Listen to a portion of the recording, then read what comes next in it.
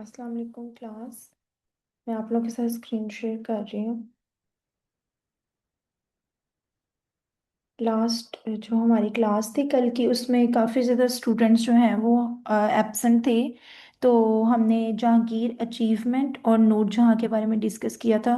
तो पहले मैं आज उसका थोड़ा सा आप लोगों को एक्सप्लेन कर दूंगी, फिर नेक्स्ट टॉपिक पे चलेंगे। तो जहांगीर जो है वो 1605 के अंदर जहांगीर जो है उसने बादशाहत का ओहदा उसे मिला था 1605 के अंदर। और उसे जो है सलीम और के नेम से भी जाना जाता है। ठीक है, जहांगीर का नेम ही सलीम है। प्रिंस मोहम्मद सलीम जो है उसको उसकी ताजपोशी की गई थी, बादशाहत का उसे ओहदा मिला था 1605 में। 1605 से लेके 1627 तक उसने रूल किया था।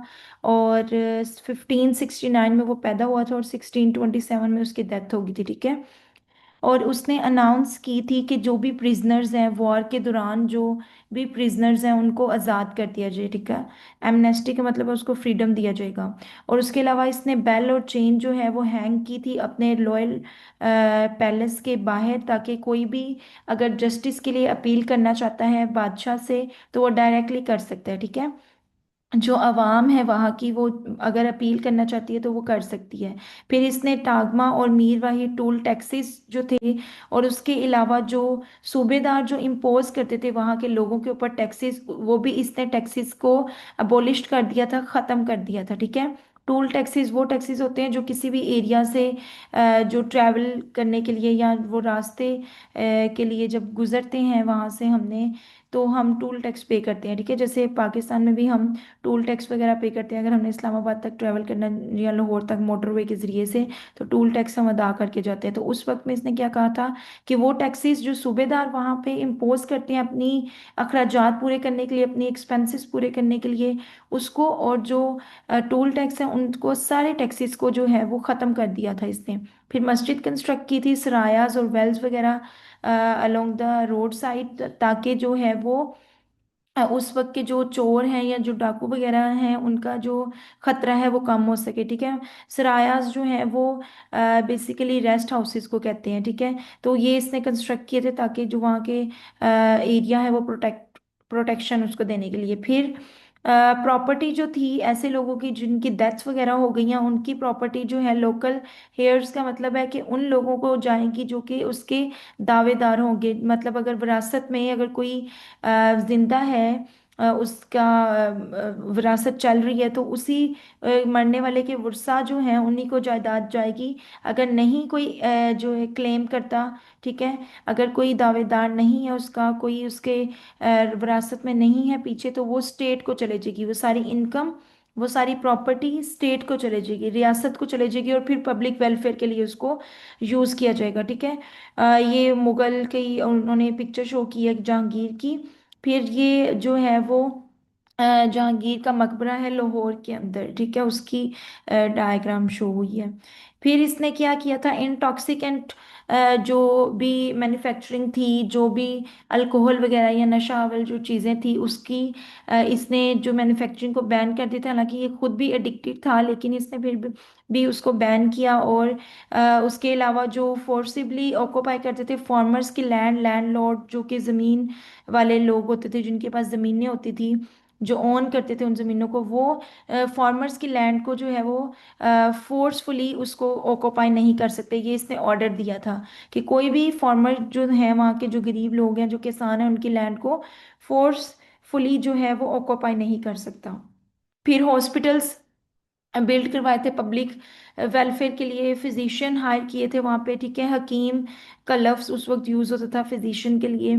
फिर jagir known as aima and madadgar, ये जो थी, इसने early granted religious and charitable institute को, जो पहले से ही उसने कहा कि जो पहले से ही जगीर जो ज़मीनें दी गई हैं खैराती या मजहबी अदारों को, वो उनसे वापस नहीं लिए जाएंगे बल्कि उन्हीं के पास रहने दिए जाएंगे। फिर all the convicts serving for longer period were release from jail, और उन ऐसे लोग जो काफ़ी अरसे से जेल के अंदर लॉन्गर टाइम से जो है वो कैदी या प्रिजनर रह रहे हैं, उनको जो तवील मुद्दत से सजाएं काट रहे हैं, उनको रिहाई दी जाएगी। ठीक है, फिर 27 के अंदर 1627 के अंदर जहांगीर जो है उसकी डेथ हो गई थी। कश्मीर के अंदर इसका जो है वो डेथ हुई थी, और इसका जो मकबरा है वो शादरा लाहौर के अंदर मौजूद है, ठीक है, शादरा लाहौर के अंदर। फिर नूरजहां के बारे में हमने डिस्कस किया था कि नूरजहां जो है वो 1577 से लेके 1645, 1577 में पैदा हुई थी, 1645 में इसकी डेथ हो गई थी। ये जो है इसका, इसकी जो फैमिली थी वो ईरान से बिलोंग करती थी। इसका जो रियल नेम था वो मेहरुन्निसा था। इसका जो फादर था मिर्ज़ा गियास बेग, उसने एम्प्लॉयमेंट जो है अकबर के जो दरबार था उसके अंदर उसने जो है जॉब की करता था वो, ठीक है। अकबर के दरबार के अंदर उसको जॉब मिली हुई थी, और वो 3,000 की पोस्ट तक पहुंच गया था, ठीक है। मतलब कि 3,000 जो लोग थे, 3,000 जो फौजी एहलकार थे उनकी क्यादत करता था, ठीक है। 3,000 का होता ये होता है कि 3,000 जो उस वक्त के फौजी थे उनको उनके ऊपर तैनात इसको किया गया था।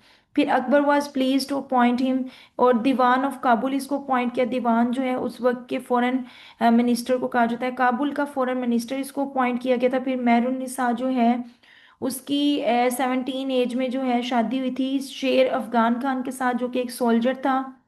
और उसकी, उस सोल्जर की, उसके हस्बैंड की जो है डेथ हो गई थी बंगाल की बैटल में, ठीक है, बंगाल वॉर के अंदर उसकी डेथ हो गई थी। फिर जहांगीर ने मेहरुन्निसा से शादी की थी, और उसने उसे टाइटल दिया था नूर महल का, ठीक है। जहांगीर ने मेहरुन्निसा को खिताब दिया था, लकब दिया था नूर महल का। और बाद में इसमें अमेंडेड किया गया था, अमेंडमेंट कर दी गई थी, चेंजेस कर दी गई थी, इस टाइटल में नूर जहां का नाम दे दिया गया था, ठीक है। इन्फ्लुएंशियल लेडी थी हरम की, ठीक है, काफी पावरफुल लेडी थी, स्ट्रॉन्ग लेडी समझी जाती थी हरम की। हरम उस वक्त जो है वो ऐसा एरिया होता था जहाँ पे जो है वो औरतें वगैरह रहती थी, ठीक है। बादशाह जो होते थे उनके टाइम में हरम जो है वो ऐसा एरिया होता था जहाँ पे कोई जो गैर मर्द है वो एंटर नहीं हो सकता था, बल्कि जो बादशाह वगैरह हैं या जो बादशाह की फैमिली से बिलोंग करते हैं मेल, सिर्फ वही एंटर हो सकते थे, अदरवाइज दूसरे एंटर नहीं हो सकते थे, ठीक है। सारी जो औरतें वगैरह थी वो हरम के अंदर रहती थी। तो उसको जो है वो कंट्रोल करती थी ये नूरजहां, ठीक है, इन्फ्लुएंशियल लेडी थी। और शादरा के अंदर इसका भी जो है वो मज़ार जो है वो मौजूद है। 1645 में इसकी डेथ हो गई थी। इसको कल हमने डिस्कस किया था, ठीक है। अब अगर आप लोगों को क्वेश्चन आए जहांगीर की अचीवमेंट्स के बारे में, ठीक है, जहांगीर की अचीवमेंट्स के बारे में अगर आपको क्वेश्चन है तो आप लोग ये अचीवमेंट्स उसके लिखेंगे, ठीक है। उसके अलावा आप लोग यहाँ से अचीवमेंट्स भी लिख सकते हैं ये, कि पोइट्री में पोइट्रिकल पॉइंट ऑफ व्यू से उसने क्या अचीवमेंट्स की, पेंटिंग के पॉइंट ऑफ व्यू से, आर्किटेक्चरल पॉइंट ऑफ व्यू से, या म्यूजिकल पॉइंट ऑफ व्यू से, ठीक है। तो ये भी अचीवमेंट्स में आएंगी। यहाँ से हमने नूरजहां की कंट्रीब्यूशन जो है वो नहीं पढ़नी, जहांगीर की अचीवमेंट सिर्फ डिस्कस करनी है, ठीक है। उसके दो पॉइंट्स हैं यहाँ पे पोइट्री में। Jahangir was fund of Persian literature and poetry से काफ़ी जो है वो पसंद करता था उसको, और फेमस था नेचुरल साइंसेस की वजह से जहांगीर। और इसने अपनी बुक लिखी थी तजूके जहांगीरी, जिसके अंदर जो कि पर्शियन जो लिटरेचर था वो हाईली वैल्यू रखता था, ठीक है। उस जहांगीर की ये जो बुक थी, ये in the time of Jahangir Persian language and literature prosper greatly, इस टाइम में इसके दौर में काफ़ी तरक्की मिली थी इसको, पर्शियन लैंग्वेज को, ठीक है। काफ़ी पसंद करता था ये पर्शियन लैंग्वेज को। तो ये दो पॉइंट पोइट्री में से आप लोग करेंगे, ठीक है। नूरजहां के पॉइंट नहीं करने, नूरजहां का सिर्फ बैकग्राउंड करना है। फिर पेंटिंग में, art of painting in the age of Jahangir prosper so much that there were specialist painter for painting the faces and dresses and background. उस वक्त में जो प्रोस्पेरिटी का मतलब होता है खुशहाली आई थी, तरक्की का टाइम था ये उसका, जिसमें जो पेंटिंग थी वो पेंटर्स जो थे वो पेंटिंग करते थे फेसेस वगैरह की, या लोगों के, उस वक्त के जो बादशाह होते थे उनके ड्रेसेस की, या जो बैकग्राउंड, ठीक है, वॉल, जैसे कोई भी वॉल को पेंट कर दिया, ठीक है। तो बैकग्राउंड पेंटिंग वगैरह उस वक्त मशहूर थी इसके टाइम में, ठीक है। बाकी ये पॉइंट जो है नूर जहां से रिलेटेड है तो ये आप लोगों ने नहीं करने। टीचर, हाँ जी। जहांगीर के आप जो हैं अचीवमेंट्स और पॉइंट्स वो आप शॉर्ट करके लिखवाएंगे जब स्कूल लग जाएंगे तो। हाँ जी, मैं लिखवा दूंगी जहांगीर के पॉइंट्स। इसमें अचीवमेंट्स में आप लोग पीछे जो मैंने डिटेल में आप लोगों को डिस्कस किए हैं अचीवमेंट्स वो भी लिख सकते हैं, लेकिन ये वाली अगर आपसे पूछा जाए कि आर्किटेक्चरल पॉइंट ऑफ व्यू से अचीवमेंट्स बताएं या म्यूजिकल पॉइंट ऑफ व्यू से या पेंटिंग पॉइंट ऑफ व्यू से, तो सिर्फ जहांगीर की अचीवमेंट्स करनी है आप लोगों ने। नूरजहां के बारे में इसमें नहीं आपने पढ़ना, ठीक है। नूरजहां का सिर्फ ये जो बैकग्राउंड पीछे हमने डिस्कस किया ना ये वाला इंक्लूड है, ठीक है। ये नूरजहां की कंट्रीब्यूशन जो है वो एक्सक्लूडेड है, ये आप लोगों ने नहीं करना, ठीक है।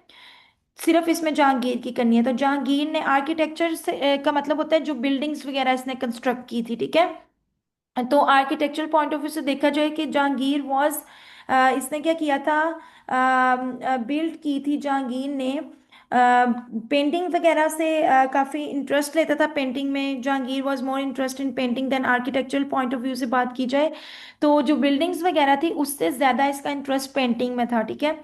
लेकिन फिर भी इसने ब्यूटीफुल बिल्डिंग्स वगैरह कंस्ट्रक्ट की अपने टाइम में, जिसमें बेगम शाही मस्जिद जो है वो मस्ती गेट लाहौर के अंदर मौजूद है, ये इसने बिल्ड की थी अपने टाइम में, ठीक है। और ये टॉम जो है ये भी इसने बिल्ड किया था लाहौर के अंदर, नूर जहां के लिए, ठीक है। फिर इसने कंस्ट्रक्ट किया था डॉर्मिटोरी। डॉर्मिटोरी बेसिकली क्या होते हैं, जो रहाइश हॉल नहीं होती, जहाँ पे रेस्ट हाउसेज जिसे कह लें आप, बेसिकली लाहौर के अंदर, लाहौर फोर्ट के अंदर वो कंस्ट्रक्ट किए थे। उसके अलावा जो कि आजकल म्यूजियम के तौर पे जो है इंट्रोड्यूस हुआ है। और फिर अनार कली टॉम जो है ये ब्यूटीफुल बिल्डिंग है, ये इसने बिल्ड की थी of the that age where Jahangir favourite wife Sahib Jamal के लिए इसने जो है वो ये बिल्ड की थी, ठीक है। अनारकली इसने अपनी फेवरेट वाइफ साहिब जहां के लिए जो है वो बनाया था। और फिर उसके अलावा नूरजहां की नहीं करनी, ठीक है। इसके इसने कंस्ट्रक्शन क्या की थी, इसने दो तीन चीज़ों की थी। एक तो इसने बेगम शाही मस्जिद मस्ती गेट लाहौर के अंदर बिल्ड की थी, ठीक है। दूसरा इसने डॉर्मिटोरी जो कि लाहौर फोर्ट के अंदर जो रेस्ट हाउसेस वो बिल्ड किए थे, जो कि म्यूजियम के तौर पे आजकल देखने को मिलते हैं। और उसके अलावा इसने जो है वो अनारकली टॉम जो है वो बिल्ड करवाया था अपनी वाइफ के लिए, ठीक है, साहिब जमाल जिसका नेम था। फिर म्यूजिक के अंदर अगर बात की जाए तो many musician were attach to the emperor court and the include not only Indian but also Persian and Kashmiri musician and he was the great patron. ये काफ़ी सपोर्टर था, सपोर्ट करता था म्यूज़िक को, ठीक है। और पर्शियन, कश्मीरी और इंडियन म्यूजिशियन जो थे वो इसके टाइम पीरियड के अंदर मौजूद थे इसके दरबार में, ठीक है। और इसकी जो बुक है तजूके जहांगीरी, इसके अंदर भी इसने म्यूजिशियन गैदरिंग के बारे में डिस्क्राइब किया। ये बेसिकली इसने खुद अपनी जिंदगी के बारे में जो बुक लिखी है, ऑटोबायोग्राफी है इसकी, ठीक है। जिसके अंदर इसने सारे अपनी कंट्रीब्यूशन, अपने कारनामे जो इसने सर अंजाम दिए उनको बताया है, ठीक है। जो म्यूजिकल गैदरिंग थी जो अपने टाइम में ये करता था, ठीक है। तो वो भी इसने इसमें डिस्कस किया था, ठीक है। ये हमारा कल का टॉपिक था। आज हमने आर्किटेक्चरल अचीवमेंट ऑफ शाहजहां पढ़ना है, ठीक है। तो शाहजहां जो है वो उसकी after Jahangir death in 1627 his son Sahibuddin Mohammad Khurram commonly known as Shahjahan become emperor, उसको बादशाहत का ओहदा मिला था। 1592 में ये पैदा हुआ था, 1666 में जो है इसकी डेथ हो गई थी, ठीक है। इसने जो रूल किया था वो 1628 से लेके 1658 तक रूल किया था, ठीक है। 1658 तक इसने रूल किया था, लेकिन ये जिंदा जो है 66 तक रहा था। इसके बाद इसका जो बेटा था औरंगजेब, उसने 1656 से रूल करना शुरू कर दिया था, ठीक है। इसके डेथ से पहले ही उसने रूलिंग स्टार्ट कर दी थी औरंगजेब ने। तो जो है इसका टाइम पीरियड की बात कर ली जाए तो प्रिंस खुर्रम, ठीक है, इसको खुर्रम के नेम से भी जाना जाता है और शाहजहां के नेम से भी जाना जाता है, ठीक है। ये एक ही है। पीछे भी दो नाम हमने डिस्कस किए हैं, ठीक है। पीछे जो है सलीम का नाम ही जहांगीर है, ठीक है। यहाँ पे खुर्रम जो है उसका नाम है शाहजहां, ठीक है।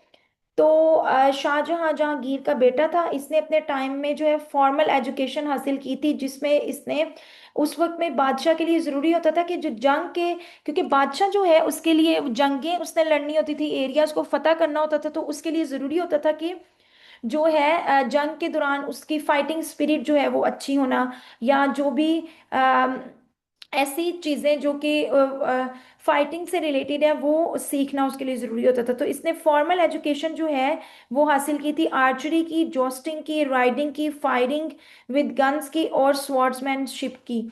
ठीक है, स्वॉर्ड्समैनशिप का मतलब होता है कि जो तलवार बाजी करते हैं, ठीक है, जो तलवारों से जो तीर अंदाजी करते हैं उसकी बात हो रही है। ठीक है, आर्चरी बेसिकली जो है वो जिसमें जो है वो बो होता है, एरो होता है, ठीक है, वो आर्चरी होती है। ठीक है, जिसमें निशाना लगाया जाता है। जोस्टिंग का मतलब होता है कि जो हॉर्सेस वगैरह के ऊपर सवार होके जो नेज़ेबाजी करते हैं। ठीक है, जो पहले ज़माने में लोग करते थे या अभी भी करते हैं, हॉर्सेस के ऊपर जो है वो राइडिंग करेंगे और उसके साथ जो है वो नेज़ा बाजी करने को कहते हैं। ठीक है, राइडिंग जो है वो किसी भी जानवर की कर सकते हैं, एनिमल की कर सकते हैं। जैसे उस वक्त में बादशाह जो है वो हॉर्सेस और एलिफेंट्स की करते थे। ठीक है, और उसके अलावा गन चलाने के बारे में भी इसने जो है प्रॉपर ट्रेनिंग ली थी कि किस तरह से जो है वो फायरिंग करते हैं।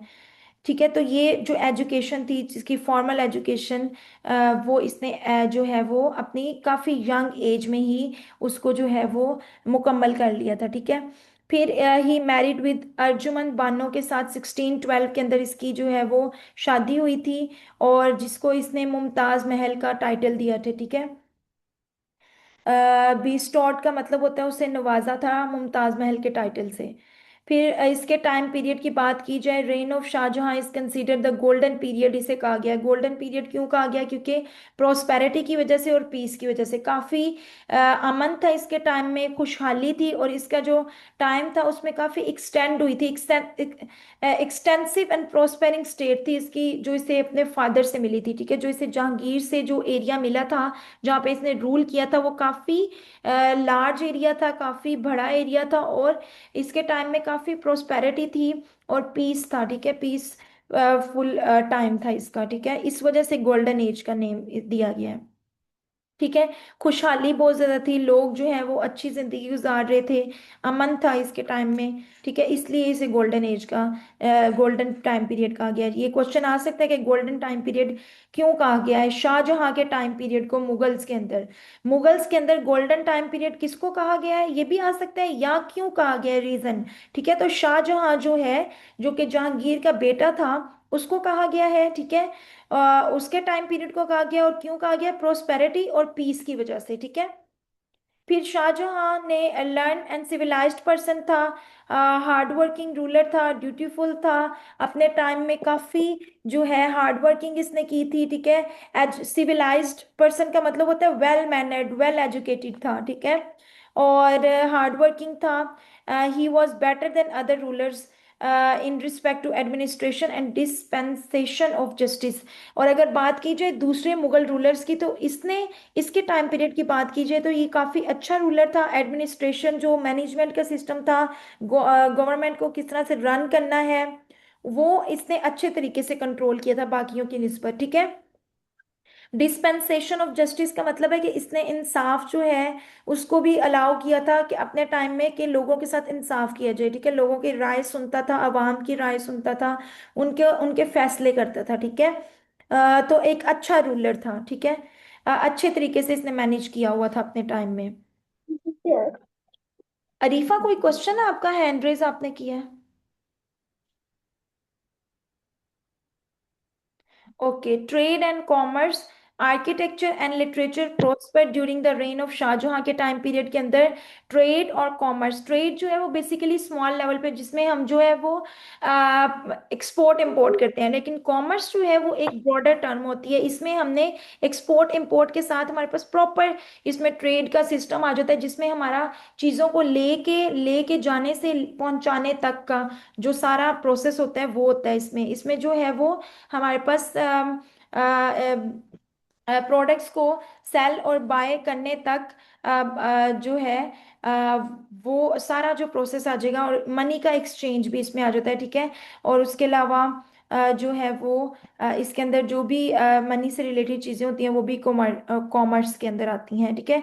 आर्किटेक्चर और लिटरेचर भी काफ़ी इम्पोर्टेंट था इसके टाइम पीरियड के अंदर, ठीक है। लिटरेचर को भी काफ़ी जो है वो अरूज पे गया वो, और आर्किटेक्चर डिफरेंट बिल्डिंग्स वगैरह इसने कंस्ट्रक्ट करवाई थी, ठीक है। अपने टाइम में काफ़ी ज़्यादा इसने जो है वो कंस्ट्रक्शन करवाई थी। फिर इसने क्या किया था कि he eradicated non Islamic rites and custom, जो अपना at the court, at his court, अपने टाइम पीरियड के अंदर जो नॉन इस्लामिक जो कस्टम था उसने उसको खत्म कर दिया था, ठीक है। अच्छा, यहाँ पे आप लोग की क्लास जो है वो एंड होने वाली है, तो मैं आप लोग की अटेंडेंस ले लूँ इससे पहले कि लीव हो जाए। मुझे अटेंडेंस अपनी मार्क करवा दे, बाकी अगर हमारा रह जाएगा तो हम नेक्स्ट यहाँ से डिस्कस करेंगे, ठीक है। इन्हीं पॉइंट से हम नेक्स्ट क्लास में डिस्कस करेंगे। मुझे अपनी अटेंडेंस मार्क करवा दे। हफ्सा, हफ्सा, मदीहा, प्रेजेंट। हफ्सा नहीं प्रेजेंट। ओके। अबिया, प्रेजेंट। ठीक है। अदीला, अदीला, अदीला भी नहीं प्रेजेंट। अलीशा, अलीशा नहीं प्रेजेंट। अमतुल सुबू,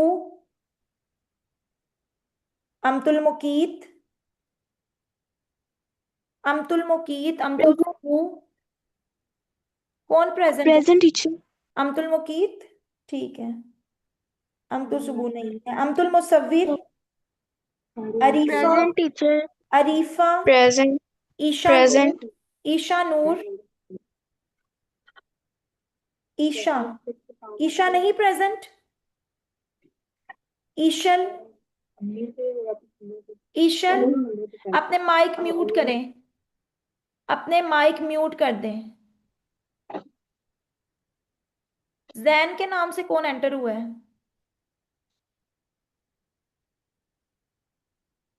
टीचर मैं आई हूँ। नेम बताएं। जोया। ओके। ईशल नहीं प्रेजेंट। फरीदा अनीस, प्रेजेंट। फिरोजा, फिरोजा, प्रेजेंट। हाला ताहिर, हाला, हाला नहीं है। हिब्बातुल गालिब, प्रेजेंट। हिब्बातुल मुकीत नहीं प्रेजेंट। जाजबा, जाजबा, प्रेजेंट। खतीजा, का नंबर खतीजा, है प्रेजेंट। मिशल, मुनीफा, जिनकी अटेंडेंस मार्क होगी वो लीव कर सकते हैं। Munifa, present. Nawal, Nawal, present. Present. Nusrat, Nusrat, okay. Rafiya, Samiya, Samiya, Khatija लगा दी है मैंने आपकी। समिया, प्रेजेंट। सारिया, तूबा, प्रेजेंट। तूबा,